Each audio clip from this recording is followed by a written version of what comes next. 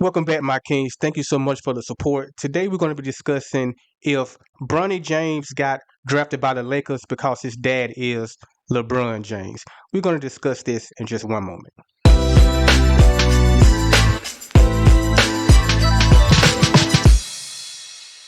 So as we well know, the NBA draft just happened last month on June the 26th and 27th, and LeBron James' son, Bronny James, got drafted with the 55th overall pick by the Lakers.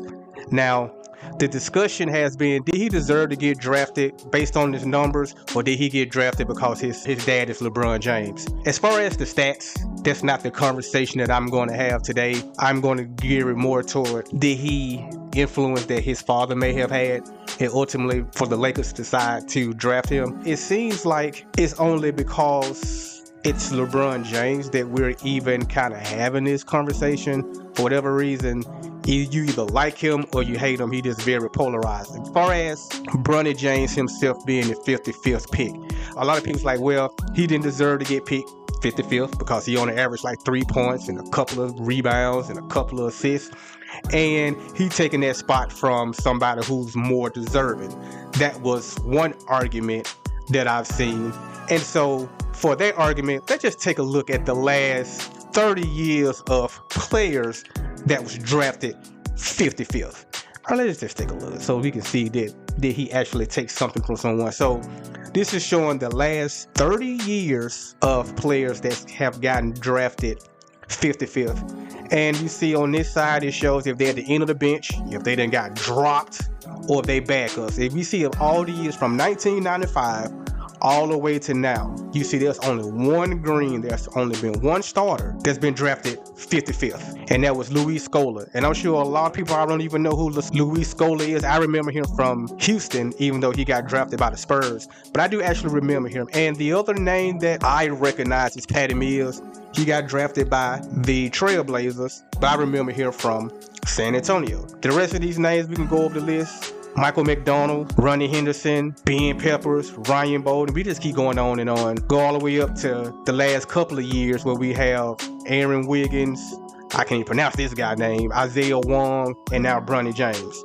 So as we see, there hasn't been any All-Stars. There definitely hasn't been any superstars. Matter of fact, we only got one starter, which is Luis Scola, and we got a couple of backups. So it's pretty much safe to say that Bronny didn't take, as far as history is concerned, Bronny didn't take a spot from a potential all-star superstar. At best, we got one starter and 3 bench players, and everybody else is either at the end of the bench or they just got dropped altogether. So we can kind of put that narrative to bed. So because this is a business, people don't understand. Sports is entertainment, and it's a business. The difference between him and all the other 55th picks, nobody don't even know who those guys are. So we can go ahead and lay that one to bed. Now, as far as LeBron James using his influence, it seems like him being a black man and a black father, he helped his son get a job. I know it's the NBA and we think, everything should be on merit base, and it should be, but let's not kid ourselves. The world is full of people that has positions and jobs because of who they know, and fathers putting them on because that's my son. And I'm just wondering if it's because it's LeBron James, why people are attacking and saying that, hey, he uses influence for the Lakers to pick Bronny, because he did opt out. Now, do I think LeBron James was going to leave and go somewhere else? No, I don't. But basically, I guess my son is coming up for the draft. Hey, do me a solid, pick my son up, and then we just see what happened.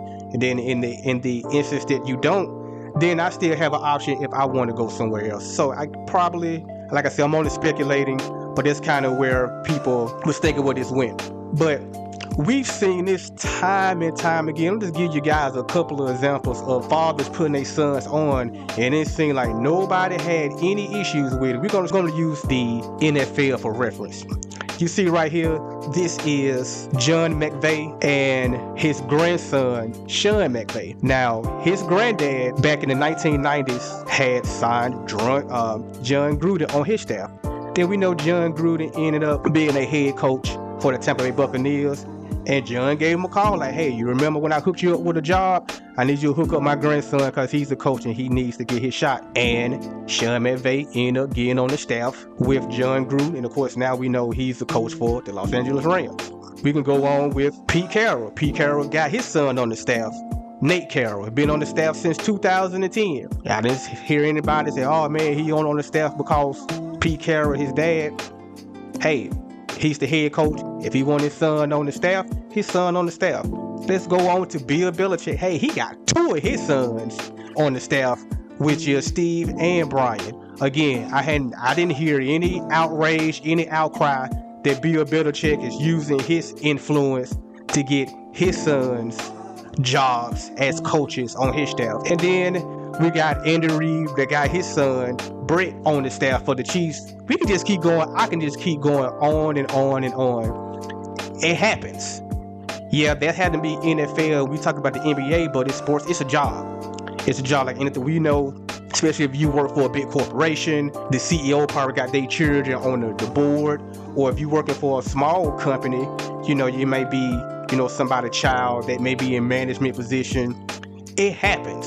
And so it just left me to wonder, so why is everyone in such of an uproar because Bronny got drafted by the Lakers? Is it because he's not deserving? Again, I showed you the statistics of 55th picks. So I don't really think that's it. As we see, white fathers do it all the time in NFL, bring in their sons to be coaches. Hey, you saw even a granddad help his grandson, and I didn't see any uproar. So that didn't seem like that fits the narrative. They literally even believe it. Why? Because it's a black man that's exercising his power to get his son a job, or is it because it's LeBron James?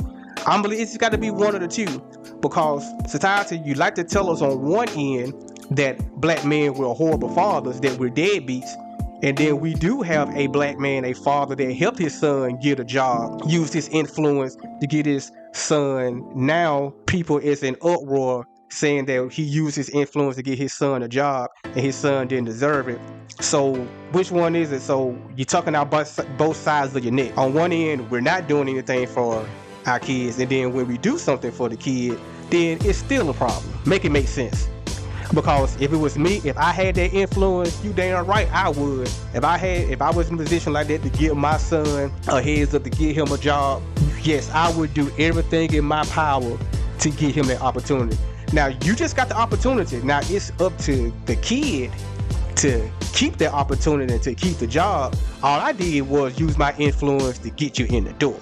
And that's all LeBron James did, and I applaud that, man. It seems like he gets so much flack, and all the man has been is just an exemplary as far as being in the limelight since he's been in high school. He's haven't been in any legal trouble, as we know. He ain't got baby mamas running around here.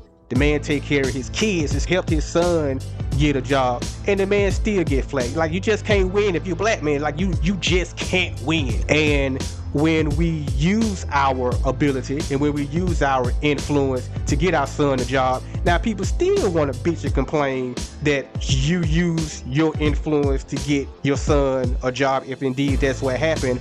But we see with the white counterparts, when they do it all the time, no one blinks an eye. You guys, you let me know what you think. It's ironic that we're having this conversation because we had Dr. Umar Johnson in this video right here goes on to tell what black men should do with regards to other kids. But when a black man is helping his own kid, he's getting drugged through the mud because he used his influence, and people felt like that he shouldn't have been able to do that. And he should, because when you got power, you display and you use that power. Do you think Bronny deserved a shot on the Lakers?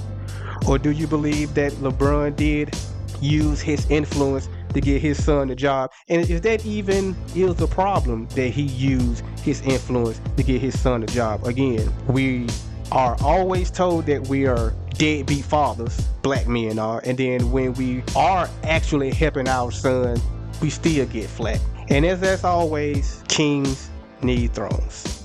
Till next time, peace.